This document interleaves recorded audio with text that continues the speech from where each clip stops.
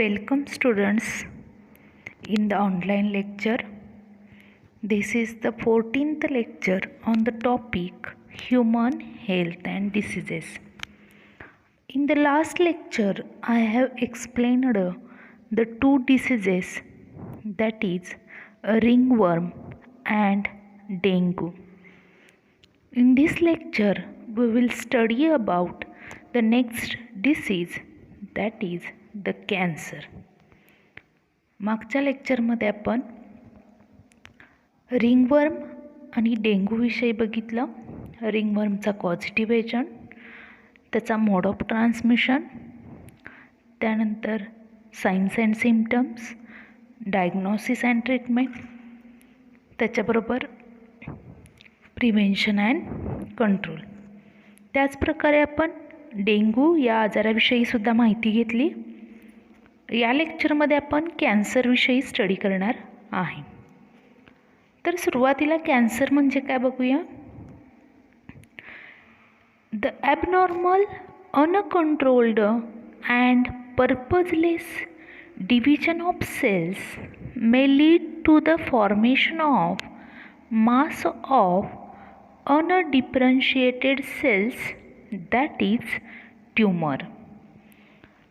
Tumour कशाला म्हटलं जातं तर ॲबनॉर्मल, नॉर्मल नाही अशी, अनकंट्रोल्ड म्हणजे ज्याच्यावरती कंट्रोल नाही अशी, पर्पजलेस काहीही हेतू नसताना पेशीचं जे विभाजन होत राहतं त्याच्यामुळं काय तयार होतो तर मास तयार होतो, गाठ तयार होते. अनडिफरन्शिएटेड सेल्स म्हणजे काय तर सेल्स एका प्रकारातून दुसऱ्या प्रकारात रूपांतरित होतात, त्याला डिफरन्सिएशन असं म्हटलं जातं. या ठिकाणी त्याचं डिफरन्सिएशन होत नाही, एकाच प्रकारच्या अनेक सेल्स तयार होतात आणि त्याचं मास तयार होतं, गाठ तयार होते, ज्याला काय म्हटलं जातं ट्यूमर असं म्हटलं जातं. सेकंड बघूया. Cancer harms the body when damaged cells divide uncontrollably to form lumps or masses of tissue called neoplasm. एखादी डॅमेज असणारी सेल म्हणजे जेनेटिक मटेरियलला डॅमेज झालेली सेल जर कंटिन्युअसली डिवाइड होत राहिली, अनकंट्रोलॅबली, कुठलाही कंट्रोल राहणार नाही तिच्यावरती, तर तिच्यापासून लम्प्स किंवा मासेस तयार होतात आणि त्यामुळं कॅन्सरचा हार्म होतो, आपल्या बॉडीला इजा होते कॅन्सरमुळं, कारण डॅमेज्ड सेल डिवाइड होत राहते आणि ज्याला निओप्लाझम असं म्हटलं जातं. आता लंप और मास जो तयार होतो आहे, गाठ जी तयार होते ती तयार होत नाही कोणत्या कॅन्सरमध्ये तर ब्लड कॅन्सरमध्ये कोणत्याही प्रकारचं मास किंवा लंप तयार होत नाही, ज्याला ल्युकेमिया असं म्हटलं जातं. ब्लड कॅन्सर, ल्युकेमिया म्हणजे ब्लड कॅन्सर, त्याच्यामध्ये लंप किंवा मास तयार होत नाही. नेक्स्ट बघा. Tumours are not formed in the case of leukemia, that is blood cancer. आत्ता सांगितल्याप्रमाणे गाठ किंवा मास जे आहे सेलचं ते ल्युकेमियामध्ये म्हणजे ब्लड कॅन्सरमध्ये तयार होत नाही. Tumours can grow and interfere with digestive, nervous and circulatory system and they can release hormones that alter the normal functioning of the body. आपल्या बॉडीमध्ये ट्यूमर्स वाढत राहतात आणि आपल्या डायजेस्टिव्ह सिस्टीमला, नर्वस सिस्टीमला, सर्क्युलेटरी सिस्टीमला त्यांचं नॉर्मल फंक्शनिंग करू देत नाहीत. याच्या पाठीमागचं कारण असं आहे की cancerous cell release the hormones that alter the normal functioning of the body. Cancerous cell एक प्रकारचं हार्मोन सिक्रेट करतात ज्याच्यामुळं आपल्या बॉडीचं नॉर्मल फंक्शनिंग बदलतं, चेंज होतं. अल्टर म्हणजे चेंज होतं. असं असणारं ट्यूमर किंवा कॅन्सरस सेल ज्या रिलीज करतात हार्मोन्स, त्यामुळे डायजेस्टिव्ह सिस्टीम असेल, नर्वस सिस्टीम असेल, सर्क्युलेटरी सिस्टीम असेल किंवा इतर बॉडीमधले ऑर्गन्स किंवा पार्ट्स असतील त्यांचं फंक्शनिंग बदलतं या हार्मोन्समुळं. पुढे बघा, the physicians, researchers and who specializes in the study, diagnosis, treatment and prevention of cancer are called oncologist. जी लोक कॅन्सरविषयी रिसर्च करतात, कॅन्सरविषयी स्टडी करतात, डायग्नॉसिस करतात, ट्रीटमेंट करतात, प्रिव्हेन्शनसाठी गाईडलाईन करतात, अशा सगळ्या लोकांना ऑन्कोलॉजिस्ट असं म्हटलं जातं. आणि कॅन्सरचा स्टडी करणारी जी ब्रँच आहे त्या ब्रँचला ऑन्कोलॉजी असं म्हटलं जातं. ऑन्कोलॉजी ही जी ब्रँच आहे सायन्सची, ज्याच्यामध्ये कॅन्सरचा फक्त स्टडी केला जातो आणि त्याच्यामध्ये काम करणारी जी लोकं आहेत ब्रँचमध्ये त्यांना ऑन्कोलॉजिस्ट असं म्हटलं जातं. आता कॅन्सर आपण बघितला, ट्यूमर म्हटलं जातं ज्याला, तर त्याचे 2 प्रकार असतात. बघूया आपण नेक्स्ट स्लाइडमध्ये. Types of tumours. Tumours may develop anywhere in the body. Tumours आपल्या बॉडीमध्ये कुठंही तयार होऊ शकतात, फक्त ब्लड कॅन्सर सोडून, ब्लडमध्ये सोडून. However all tumours are not cancerous. सगळ्याच तयार झालेल्या ज्या गाठी असतात, मास ऑफ सेल, ज्याला आपण ट्यूमर असं म्हटलं, त्या काही कॅन्सरस असतात किंवा त्या खूप डेंजरस असतात आपल्यासाठी असं नाही. There are 2 types of tumours. The first type of the tumour is benign or non-malignant tumor, and the second type is malignant tumor or cancer. आता मॅलिग्नंट ट्यूमर और कॅन्सर का म्हटलं जातं किंवा बिनाइन और नॉन मॅलिग्नंट ट्यूमर असं का म्हटलं जातं याविषयी आपण माहिती घेऊया. सुरुवातीला आपण बिनाइन ट्यूमरविषयी माहिती घेऊया. बिनाइन और non malignant tumour. It grows slowly, may attain quite a large size, but it remains restricted to the site of its origin and does not spread to other part of the body. Benign ट्यूमरमध्ये हा जो tumour आहे खूप slowly grow होतो, हळूहळू ही गाठ वाढत जाते, वाढत जाऊन मोठी साईज होऊ शकते ह्याची, attain a quite a large size, but remains restricted to the site of its origin. जिथं ह्याची ओरिजिनची साईट आहे त्या ठिकाणीच हा रेस्ट्रिक्टेड राहतो, म्हणजे इतर ठिकाणी किंवा इतर ऑर्गन्सना तो पसरत नाही. का पसरत नाही? बघा, मी एक इमेज दाखवते. This is the benign tumor. The benign tumor or the cells of benign tumor become covered by connective tissue capsule.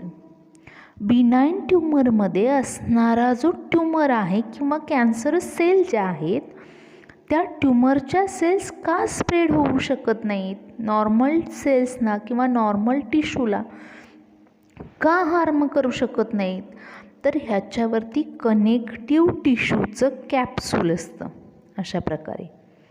त्यामुळे या कनेक्टिव्ह टिश्यूच्या कॅप्सूलमुळं या सेल्स इतर ठिकाणी पसरत नाहीत.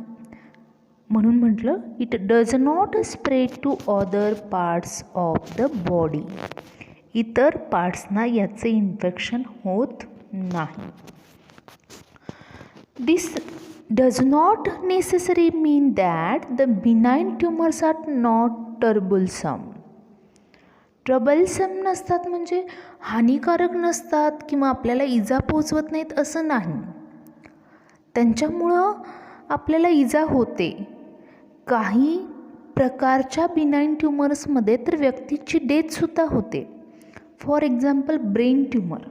Brain tumour is also the type of benign tumour. Brain tumour हा benign ट्यूमरचा type आहे. It is restricted to the brain only. हा फक्त ब्रेनला रेस्ट्रिक्टेड राहतो. पण याच्यामध्ये व्यक्तीची डेथसुद्धा होऊ शकते.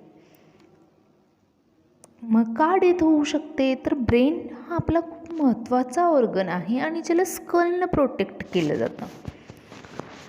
A brain tumor may cause death because the brain is squeezed against the hard skull. आपल्या हार्ड स्कलमध्ये तो ठेवलेला आहे brain.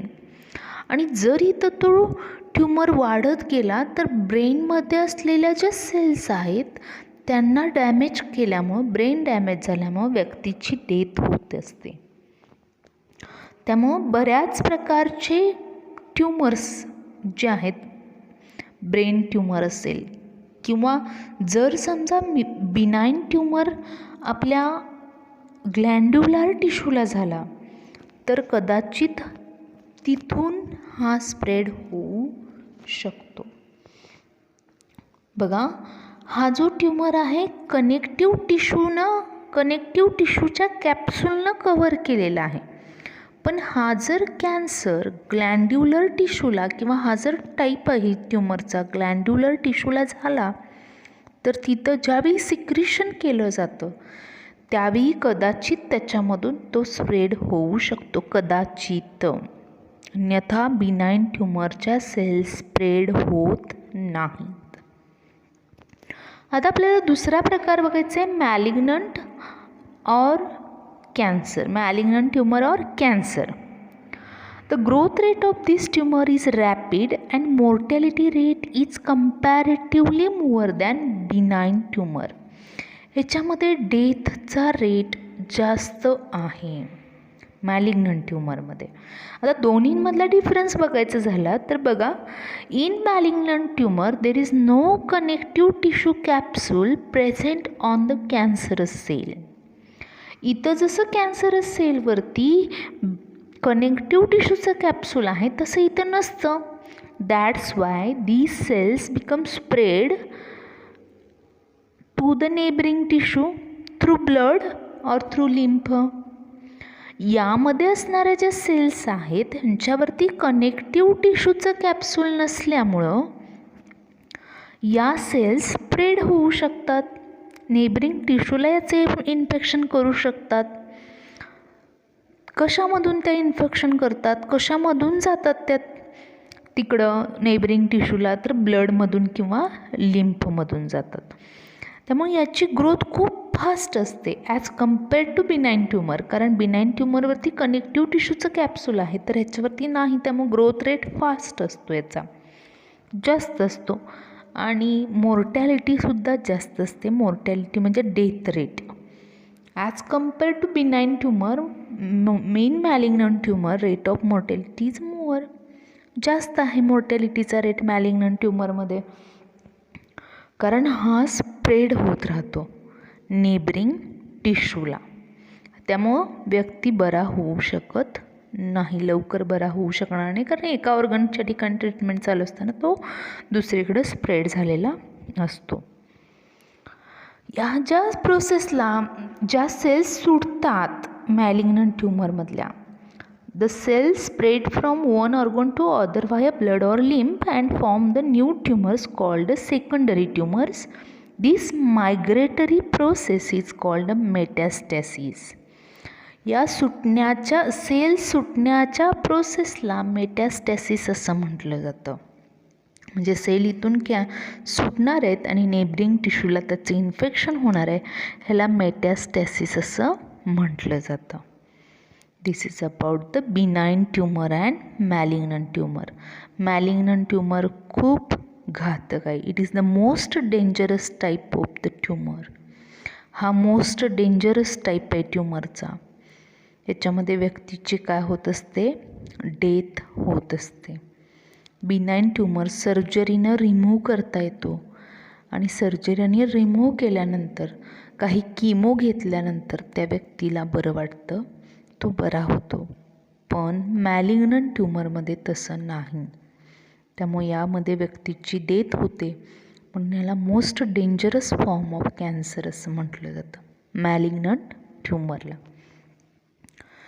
This is about the types of tumours, हे 2 ट्यूमर्सचे टाईप आहेत. जंबल करून घ्यायचं नाही, कारण मी पुढच्या स्लाईडमध्ये तुम्हाला टाईप्स ऑफ कॅन्सर शिकवणार आहे.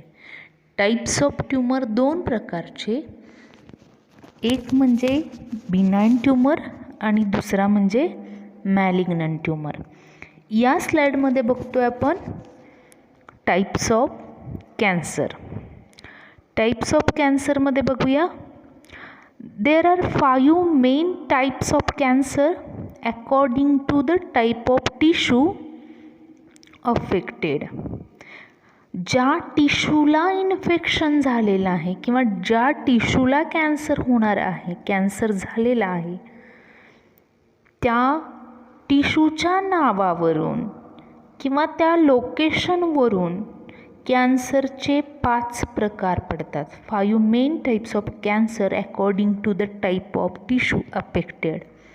कोणत्या टिश्यूला इन्फेक्शन झालेलं आहे त्याच्यावरून त्याचे 5 टाईप्स पडतात. Cancers are named according to the tissue from which they arise.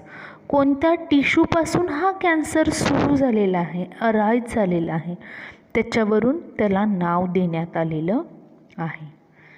बघूया पहिला type, carcinoma. Carcinoma is the cancer of epithelial tissue. Carcinoma हा इपिथेलियल टिश्यूचा कॅन्सर आहे. इपिथेलियल टिश्यूला कव्हरिंग अँड लायनिंग टिश्यू असं म्हटलं जातं. आपण गेल्या वर्षी ॲनिमल टिश्यू टॉपिकमध्ये स्टडी केलेलं आहे. अशा इपिथेलियल टिश्यूला जर कॅन्सर झाला तर त्याला कार्सिनोमा असं म्हटलं जातं. तर याच्यामध्ये कोणकोणत्या ऑर्गन्स येतात, कोणकोणते कॅन्सर येतात, तर ब्रेस्ट कॅन्सर असेल, लंग कॅन्सर असेल, स्टमक कॅन्सर असेल, कोलॉन कॅन्सर असेल, स्किन कॅन्सर असेल, या सगळ्याचा समावेश कार्सिनोमामध्ये होतो. सेकंड टाईप आहे sarcoma. Sarcoma is the cancer of connective tissue. Sarcoma हा जो प्रकारचा कॅन्सर आहे तो कनेक्टिव्ह टिश्यूला होणारा कॅन्सर आहे. याच्यामध्ये कनेक्टिव्ह टिश्यूमध्ये कॅन्सर सुरू होतो. मग याच्यामध्ये कनेक्टिव्ह टिश्यूचे टाईप्स आपण शिकलो आहे गेल्या वर्षी. कोणकोणते टाईप शिकलो, तर बोन, मसल्स आणि कार्टिलेज, अरिओलर आणि ऑडिपोज टिश्यू. तर ह्याच्यामध्ये जर आपल्या बोनला कॅन्सर झाला तर त्याला ऑस्टिओसार्कोमा म्हटलं जातं. जर आपल्या मसल्सना झाला कॅन्सर तर मायोसार्कोमा म्हटलं जातं. कार्टिलेजला जर झाला कॅन्सर तर कॉन्ड्रोसार्कोमा म्हटलं जातं. आणि ॲडिपोज टिश्यूला जर कॅन्सर झाला तर त्याला लिपोसार्कोमा असं म्हटलं जातं. कोणत्या ऑर्गनला झाला किंवा कोणत्या टाईपच्या कनेक्टिव्ह टिश्यूला झाला त्याच्यावरून त्याची नावं. Osteosarcoma bone cancer, myosarcoma muscle cancer, chondrosarcoma cartilage cancer, liposarcoma adipose tissue cancer. जर कनेक्टिव्ह टिश्यूला झाला असेल तर त्याला सार्कोमा असं म्हटलं जातं, लक्षात ठेवा. तिसरा प्रकार आहे lymphoma. Lymphoma is the cancer of lymphatic tissue. आपल्या बॉडीमध्ये असणारी ज्या लिम्फॅटिक टिश्यू आहे, लिम्फॅटिक सिस्टीम आहे, त्याच्यामधल्या एखाद्या जर पार्टला कॅन्सर झाला तर त्याला लिम्फॅटिक टिश्यू कॅन्सर किंवा लिम्फोमा असं म्हटलं जातं. मग लिम्फॅटिक टिश्यूमध्ये कशाला कॅन्सर होऊ शकतो, तर लिम्फॅटिक नोड्सना होऊ शकतो, स्प्लीनला होऊ शकतो आणि इम्युन सिस्टीमच्या टिश्यूला होऊ शकतो. त्यामुळे lymphoma is the cancer of immune system असं सुद्धा म्हटलं जातं याला. आपल्या इम्युन सिस्टीमच्या कॅन्सरला लिम्फोमा असं सुद्धा म्हटलं जातं, लक्षात ठेवा.